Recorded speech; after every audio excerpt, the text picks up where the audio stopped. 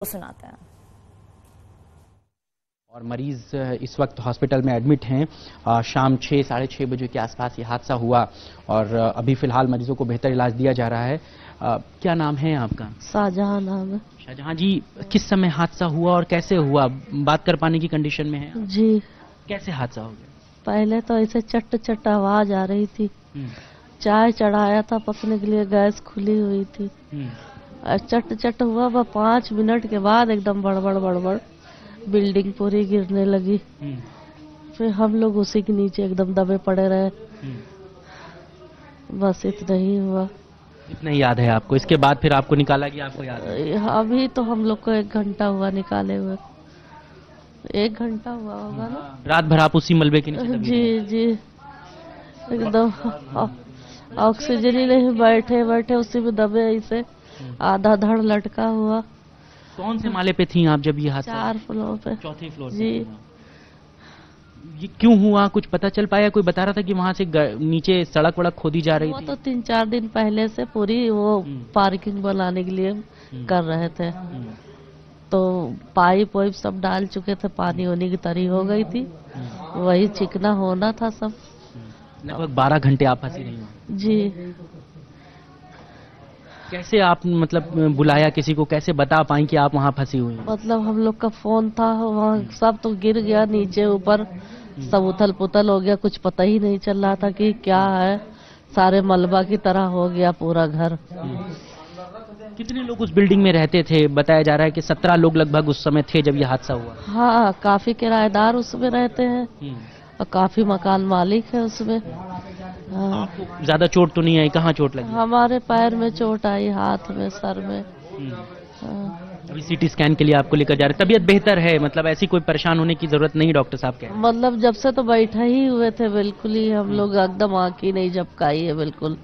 Phone नहीं मिल रहा था हम लोग का, सिग्नल नहीं आ रहा था। फिर काफी देर के बाद सिग्नल मिला, तब फोन पे बात हो पाई कि हम लोग दबे पड़े हैं छत के नीचे। 12 घंटे बिना पानी, बिना उसके हवा के, कैसे बड़ा मंजर खराब रहा हो। बस ऐसा लग रहा था जिंदा कब्र में हम लोग को है गड़े हुए, इस तरह मौत एकदम सामने। तो अभी आपने सुना यहाँ पर जो मरीज भर्ती हैं अस्पताल में, उन्होंने अपनी आपबीती बताई है, अपनी आंखों देखी बताई है कि जब वो बिल्डिंग भरभरा के पत्ते की ताश की तरह बिखरी, फिर वो कैसे मलबे के नीचे दबी रही और उसके बाद उन्हें रेस्क्यू करके बाहर निकाला गया। और उन्हें साफ तौर पर क्या कुछ कहा है कि जो स्थितियां उन्हें देखने को मिली वो वाकई बहुत भयावह स्थिति देखने को मिली है। 8 तस्वीरें आप अपने टीवी स्क्रीन पर देख रहे हैं। रेस्क्यू ऑपरेशन जारी है, वो तस्वीरें देख रहे हैं आप। ये तस्वीरें जो है वो कल रात की है, लेकिन अब सुबह की भी तस्वीरें आप देख रहे हैं। 4 मंजिला इमारत जब गिरी वो तस्वीरें, और एक्शन में जो अधिकारी है वो भी नजर आए। डिप्टी सीएम भी मौके पर पहुंचे हुए थे, तमाम अधिकारी मौके पर पहुंचे हुए थे। और सबसे बड़ा रेस्क्यू इसे कह सकते हैं, क्योंकि अभी तक ये रेस्क्यू जो है वो चल रहा है, क्योंकि जो 3 लोग दबे हुए हैं उन्हें बाहर निकालने की कवायद जो है वो लगातार देखी जा रही है। ऑक्सीजन सप्लाई भी किया जा रहा है ताकि जो लोग नीचे फंसे हुए हैं, दबे हुए हैं, उन्हें निकाला जा सके। और सीएम योगी आदित्यनाथ खुद भी नजर बनाए हुए हैं, लगातार वो हालचाल भी जान रहे हैं। राहत बचाव का काम कल शाम 7:30 बजे से जारी है। और जब लोग घायल हुए उसके बाद एम्बुलेंस आई और उसके बाद फिर इन सभी मरीजों को, इन सभी घायलों को अस्पताल में भर्ती करवाया गया। हमारे सहयोगी सिविल अस्पताल से हमारे सहयोगी शबाब हमारे साथ है, ग्राउंड जीरो से हमारे सहयोगी संकेत हमारे साथ जुड़ गया है। शबाब, जरा बताइए वहां पर कि क्या स्थिति देखने को मिल रही है, और अभी ये भी है कि जो लोग वहां पर एडमिट हैं उनकी क्या स्थिति है, क्या उनसे कोई आपकी बातचीत हो पाई है? हाँ बिल्कुल, देखिए अभी हमने उन मरीजों से बात करके अपने दर्शकों को सुनाया, आपने भी सुना कि किस तरह वो बता रहे हैं कि हालात कितने खराब थे जब ये वाकया पेश आया। सिविल हॉस्पिटल में ही ये मरीज भर्ती था जिसे 12 घंटे के बाद रेस्क्यू करके निकाला गया है। उन्होंने बताया है कि जब वो अपने घर में चाय बना रही थी शाम 6 साढ़े 6 बजे के आसपास, तब अचानक चीख पुकार मची और बिल्डिंग भरभरा कर गिर गई। इसके बाद वो बेहोश हो गई, उन्हें पता नहीं चला कि क्या हो रहा है। उनका कहना था कि 2 घंटे बाद जब मुझे होश आया तब मुझे लगा कि मैं कहां पर फंसी हुई हूं।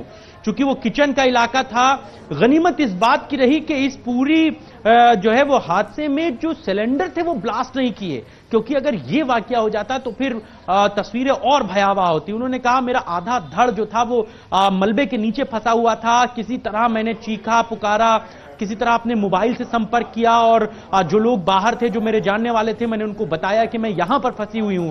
12 घंटे के बाद आज सुबह उनका रेस्क्यू किया गया है। शाहजहां, जिनकी मैंने आंखों देखी बात जो है वो अपने दर्शकों को सुनाई, उन्होंने बताया कि 12 घंटे तक बिल्कुल वाकई अंधेरे में 12 घंटे बिना खाए पिए मलबे में दबे रहना एक बहुत बड़ी चुनौती है।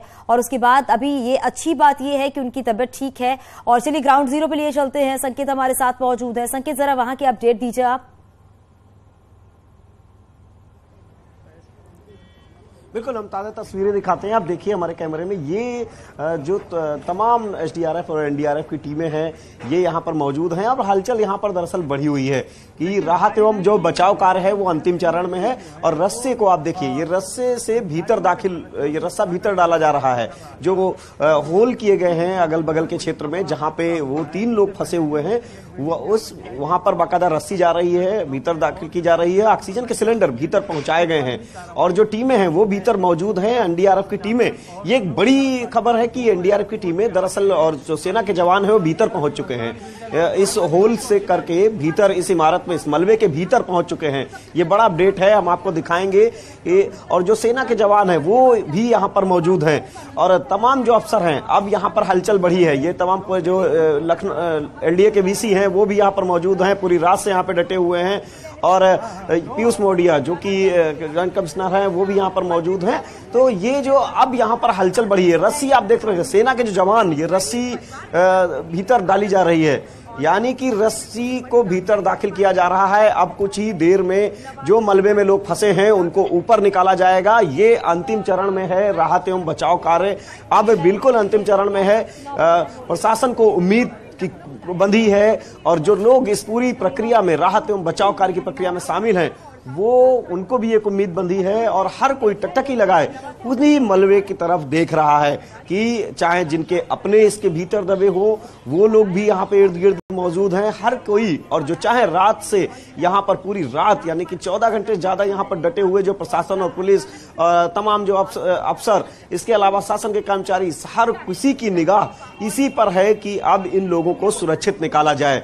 प्रशासन की टीमें तो है ही, ये जो सेना के जवान हैं ये भी यहाँ पर मौजूद हैं। भीतर रस्सी दाखिल डाल दी गई है, यानी कि एक बड़े चरण की तरफ, जो अंतिम चरण है उस तरफ जो राहत एवं बचाव कार्य में जुटी हुई टीमें हैं वो पहुंच चुकी हैं।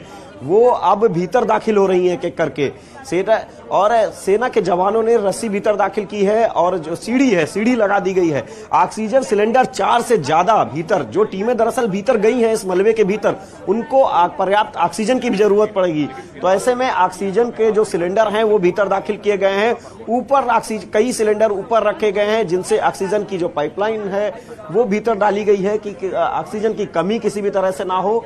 प्रशासन के जो लोग हैं वो अब इसी उम्मीद में है कि जल्द इनको निकाला जाए। राहत एवं बचाव कार्य बिल्कुल अंतिम चरण में है।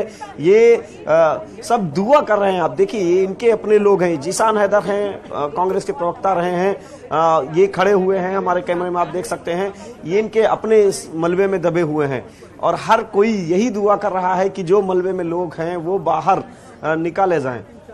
अब अंतिम चरण में ये राहत एवं बचाव की प्रक्रिया है। सेना के जवान और एनडीआरएफ की टीम, ये देखिए, रस्सी को भीतर दाखिल कर रहे हैं, रस्सी डाल चुके हैं और हर कोई अब उन्हीं होलों को निहार रहा है जो वहां पर लगा है और जो तमाम मलबा है उसको निकाला जा रहा है। कोशिश ये है कि सुरक्षित निकाला जा सके। ये दरअसल पूरा जो अभियान है ये पूरी रात चला है, अभी तक जारी है और अब अंतिम चरण में है। ऑक्सीजन सिलेंडर, देखिए, ऑक्सीजन दरअसल बड़ी समस्या इसमें यह है कि ऑक्सीजन की दिक्कत, जो टीमें भीतर भी जाएं उनको ऑक्सीजन की किसी भी तरह की कोई दिक्कत ना हो, उसकी भी व्यवस्था है की गई है। लखनऊ सीएमओ यहां पर अभी मौजूद थे। एम्बुलेंस यहां पर खड़ी कर दी गई हैं कि जैसे ही यहां से निकाला जाएगा तत्काल उनको एम्बुलेंस में रखा जाएगा। ये कोशिश है प्रशासन की कि किसी भी तरीके से कोई ही लाहवाली ना हो और तत्काल जो लोग निकाले जाएं उनको तुरंत इलाज, प्राथमिक इलाज तत्काल मिल सके। विशेषज्ञ चिकित्सकों की टीम यहां पर मौजूद है। मलबे के आसपास जो सेना के जो चिकित्सा विंग के लोग हैं वो यहां पर मौजूद हैं। यानी कि हर तरह से कोई चूक ना हो इसकी तैयारी प्रशासन कर चुका है यहाँ पर। और लगातार यहाँ पर अब चूंकि अंतिम चरण में दरअसल ये पूरी प्रक्रिया है, अब भीतर टीमें, ये बड़ा अपडेट है कि टीमें भीतर दाखिल हो चुकी हैं, मलबे के भीतर टीमें पहुंच चुकी हैं, होल किए हैं आसपास, और वो होल करके ये टीमें भीतर पहुंच चुकी हैं और उसमें सेना के जवान भी हैं। रस्सी भीतर डाली गई है, ऑक्सीजन की भीतर व्यवस्था की गई है, स्ट्रेचर भी ला के रख दिए गए हैं कि जैसे ही निकाला जाएगा स्ट्रेचर पर रखा जाएगा। एम्बुलेंस बगल में, यहाँ पर एम्बुलेंस पड़ोस में ही लगा रखी गई है, 2 एम्बुलेंसें यहाँ पे लगी हुई हैं और यहीं पर कमिश्नर मौजूद हैं, डीएम मौजूद हैं, तमाम प्रशासन के अफसर मौजूद हैं, लखनऊ सीएमओ भी यहीं पर मौजूद हैं, एम्बुलेंस के आसपास में मौजूद हैं। यानी कि हर तरह से प्रशासन पूरी तरह से इसी जुगत में है कि बेहतर तरीके से निकाल के उनको तत्काल चिकित्सीय सुविधा दी जा सके और उसके पर्याप्त इंतजामात यहाँ पर किए गए हैं। किसी स्तर पर कोई चूक की कोई गुंजाइश नहीं रखी गई है। एम्बुलेंस यहाँ पर लगा दी गई है और ये आसपास के जो इमारतें हैं उनमें भी बड़ा दहशत का माहौल है। लोग छतों से देख रहे हैं कि और तमाम जो लोग हैं संकेत, क्योंकि जिस तरीके से ये बिल्डिंग ताश के पत्ते की तरह धराशायी हुई है, वाकई आसपास के लोग भी काफी चिंतित होंगे, काफी घबराए हुए होंगे। लेकिन अब ये देखा जा रहा है कि जो 3 लोग फंसे हुए हैं उन्हें लगातार निकालने की कोशिश की जा रही है। संकेत, आप नजर बनाए रखिएगा, वापस आपके पास लौटते हैं, लेकिन यहाँ रुकते एक छोटा सा ब्रेक के लिए जल्द लौटते हैं।